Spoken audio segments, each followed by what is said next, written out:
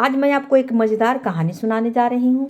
राजा बिलभद्र बड़ा दयालु शासक था, जो सचमुच ज़रूरतमंद होते थे उन्हें आर्थिक मदद देने में वह कभी सोच विचार नहीं करता था।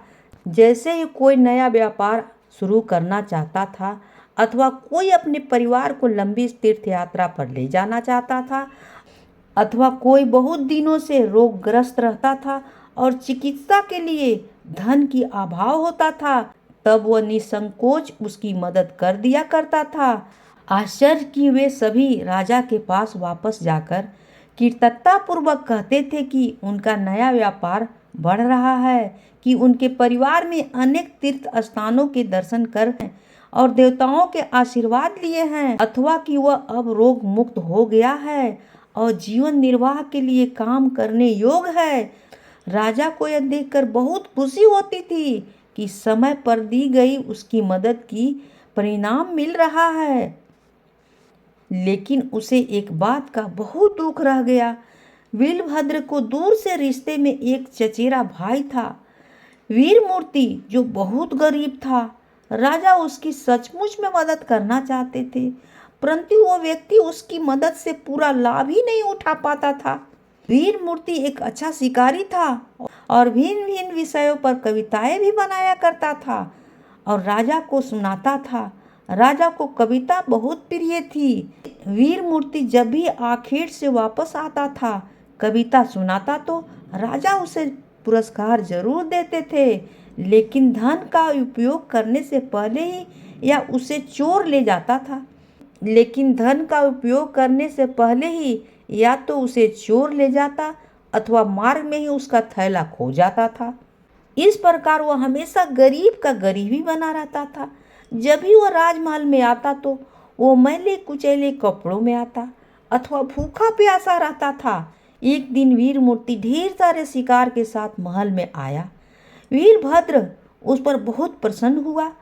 उसने अपने दरबारियों के सामने उसे पुरस्कार देना चाहा, इसलिए उसने उन सबको बुलाकर कहा, आप सब मेरे चचेरे भाई वीरमूर्ति को जानते हैं। आज उसने ढेर सारे शिकार मारकर अपनी बहादुरी दिखाया है। मैं आप सबके सामने इसे पुरस्कार देना चाहता हूँ। तब राजा ने विधि पूर्वक उसे एक चमकदार नारंगी भेंट की और मुस्कान के साथ उसे विदा किया। वीरमूर्ति ने झुककर राजा को धन्यवाद दिया और दरबार से बाहर निकल गया। दरबार में कानाफूसी होने लगी। राजा अपने गरीब चचेरे भाई के साथ शरारत तो नहीं कर रहे हैं। राजा ने कानाफूसी सुन ली, लेकिन उस पर ध्यान नहीं दिया। न तो चचेरा भाई को और न ही दरबारियों को यह खबर थी कि पुरस्कार में दी गई नारंगी साधारण नहीं थी और उसमें मूल्यवान रत्न भी थे। वीरमूर्ति ने पुरस्कार के बारे में दोबारा नहीं सोचा। आखिर राजा के दरबारी के सामने उसकी बहादुरी का तारीफ की। उसके लिए यह बहुत बड़ी बात थी, लेकिन मामूली नारंगी से यह कहीं अधिक बड़ा पुरस्कार था। उसे वह अपने थैलों में डालकर चल पड़ा। मार्ग में उसे एक भिक्षु मिला। उसे अपना कटोरा उसके सामने बढ़ा दिया। वीरमूर्ति के पास पैसे नहीं थे, इसलिए उसने थैले में से नारंगी निकाली और भिखारी के कटोरे में डाल दिया। तुम्हें भूख लग रही होगी, इसे खा लो, यह कहकर वीरमूर्ति चलता बना। भिक्षु यह देखकर आश्चर्य करने लगा कि नारंगी असमान रूप से भारी है। वह बहुत चमकदार थी, इसलिए उसे राजा के पास ले जाने का उसने निश्चय कर लिया। पहरेदारों ने राजा की दानशीलता को जानते हुए भिक्षु को महल के अंदर जाने दिया। जब वह दरबार के अंदर गया, राजा ने उसे बड़े आदर के साथ बैठाया। भिक्षु ने सुनहरी नारंगी निकालते हुए कहा, महाराज, कृपया इस गरीब भिक्षु का उपहार स्वीकार करें, किंतु उसके साथ मेरा आशीर्वाद है, चिरंजीवी भव। नारंगी को देखते ही वीरभद्र जान गया कि उसका अभागा भाई नारंगी का मूल समझ नहीं सका। उसने नारंगी स्वीकार कर ली और उसे चांदी के सिक्के से भरा हुआ एक थैला भेंट किया। भिक्षु राजा को आशीर्वाद देकर चला गया। जब राजकीय आखेट की घोषणा की गई, तब वीर मूर्ति की आखेटों में शामिल था। इस बार भी उसने पहले की तरह अनेक शिकार किए।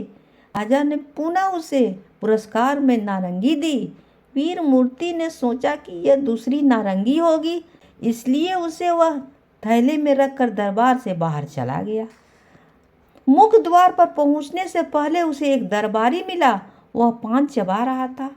क्या तुम्हारे पास और अतिरिक्त पान है? वीर मूर्ति ने पूछा। उसने पान के बदले दरबारी को नारंगी दे दी। दरबारी ने दबी हंसी के साथ उसे स्वीकार कर लिया। वह जानता था कि उसे वह क्या करेगा। वह तुरंत राजा के पास गया और उसे नारंगी देते हुए बोला, यह आपके चचेरे भाई ने मेरे पान के बदले मुझे दिया है। आपने उसे यह दोबारा दी लेकिन उसने संभाल कर अपने लिए नहीं रखा। महाराज, उसे मदद करने का कोई फायदा नहीं है। वह जिंदगी में कभी कामयाब नहीं होगा। एक और राजकीय आखेट में उसकी बहादुरी के लिए राजा ने उसे तीसरी बार वह नारंगी दी। साथ ही यह कसम खाई कि यह उसकी आखिरी मदद है। वीर मूर्ति ने जब राजा के हाथ में नारंगी ली तब वह जमीन पर गिरकर कई टुकड़ों में बिखर गई। उसके अंदर में मूल्यवान रत्न बाहर आ गए। क्षमा कीजिए महाराज, यह कहकर माफी मांगते हुए वीर मूर्ति रत्नों को एक एक करके चुनने लगा। साथ ही वो चकित भी था। उसने राजा के चेहरे की ओर देखा।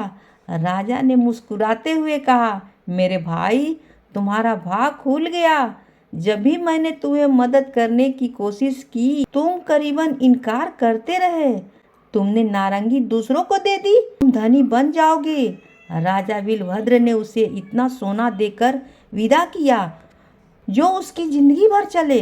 वीर मूर्ति शीघ्र ही एक धनी व्यक्ति बन गया, लेकिन उसने निश्चय किया कि वह भी अपने चचेरे भाई की तरह जरूरतमंद वाले को मदद करेगा।